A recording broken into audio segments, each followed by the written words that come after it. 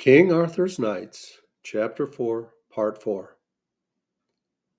As yet I am not of the worshipful company of King Arthur's Round Table, but when I have slain thee and rid the world of so shameful a knight, then shall I crave the king to receive me into that high fellowship of noble and courteous knights. Make thee ready, shouted the Red Knight in a furious voice.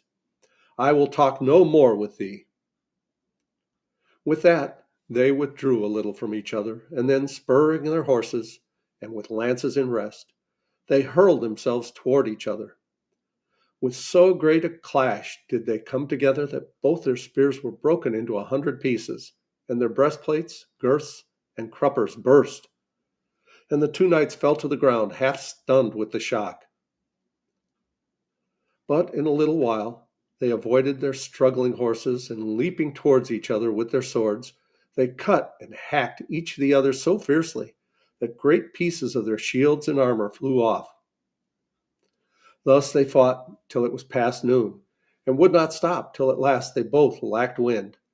And thus they stood, swaying, staggering, panting, yet feinting and striking with what strength they had.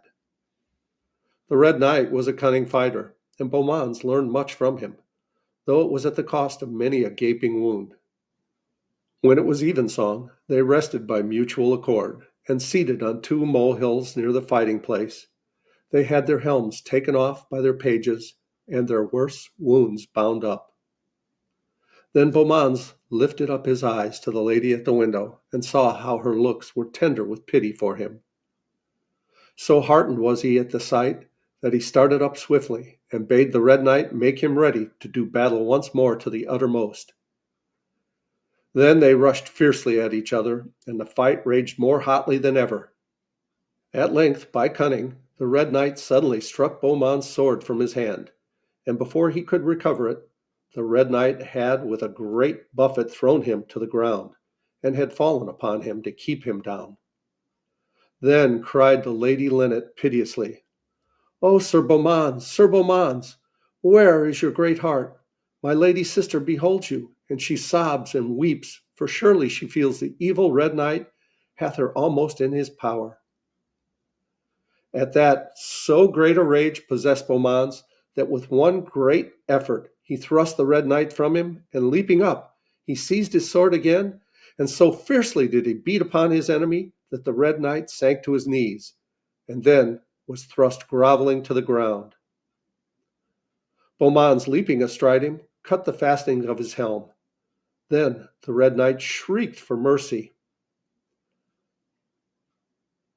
"Thou recreant and coward," said Beaumans, "did not any of those knights that thou hast hung cry to thee for mercy? What pity and what mercy didst thou give them?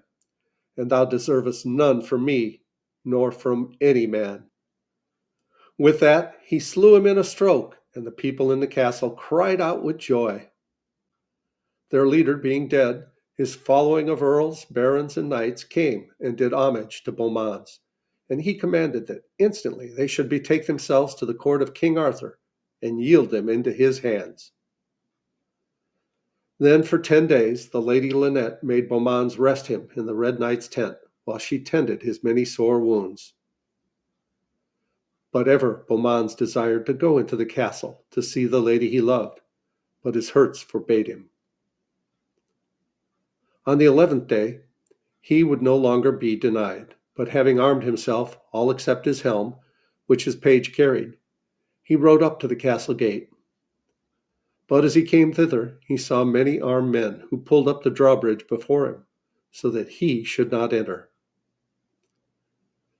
Therewith he saw a knight at a window, who called to him, "Fair sir, I am Sir Gringamore, brother of the Lady Lyones," said the knight. "I will that ye enter not yet. We know that you have proved yourself a bold and brave fighter, but we know not who you are. Therefore, unless you tell me your name and kindred, I may not suffer my sister to see you."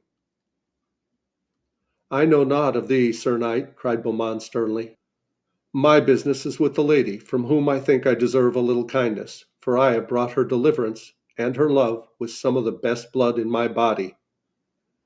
Must I go away then, thinking she cares more for a name and noble lineage than for brave deeds and devotion? Tell me, Sir Gringamore, is this the will of the Lady Leones? Ye have but to tell us thy name and thy lineage, brave man, said Sir Gringamore. Nay, that I will not, said Beaumans, for his heart was hot with shame and anger. If I were but a churl, I should reckon myself a nobler man than the recreant knight from whom I have rescued you and your sister. But since he was a knight, it seems ye would reckon him as of greater honor than the brave churl that slew him for his evil deeds. Nay, nay, it is not so, came a sweet voice crying in tears, and Sir Beaumont saw the tender face of the Lady Leone at the window where Sir Gringamore had been. My brave knight, think not ill of me, for this is none of my will. For I am mocked and my pleasure denied in my own castle by my own careful brother. I love thee, Sir Knight, whatsoever thou art, for I feel that thou art gentle and brave, and as good a man as any lady might love. And I beg you, go not far from me, for I will have my will ere long. And I tell you now that I trust you, and I shall be true to you, and unto my death I shall love you and no other. And whenever I may come to you, I will, in spite of this my brother. Saying these words, the lady sobbed as if her heart would break, and hiding her face in her hands, she was led away by her women. With that, Beaumont's heart smote him, and he was resolved to reveal his name and lineage for the sake of the dear lady who loved him. But even as he thought this, he was aware of a party of knights coming toward him from the plain, and soon he recognized that they were of the company of King Arthur's Round Table. And the foremost knight, who bore his helm in his hand, rode forward to him, crying, "O Gareth, Gareth, my brother, how hast thou deceived us all?" Then did Sir Beaumont clasp the other's hand right warmly, for this was his own brother, Sir Gaheris, sent from King Arthur to bring him home. When Sir Gringamore knew of the coming of these knights, quickly he bade the drawbridge to be lowered, and in a little while the knights were being welcomed in the hall. "Sir Gringamore," said Sir Gaheris, "I find that I come at a lucky chance for the happiness of my brother. Already the fame of his brave deeds has reached King Arthur, for the knights he hath overcome have put themselves in the mercy of the king." "Sir Knight of the Round Table," said Sir Gringamore, "tell me who is this brave knight that will not say his name?" "He is Sir Gareth, my brother, the youngest son of the King of Orkney," replied Sir Gaheris, "and fit for the highest lady in the land. He hath played this trick upon us all to test us.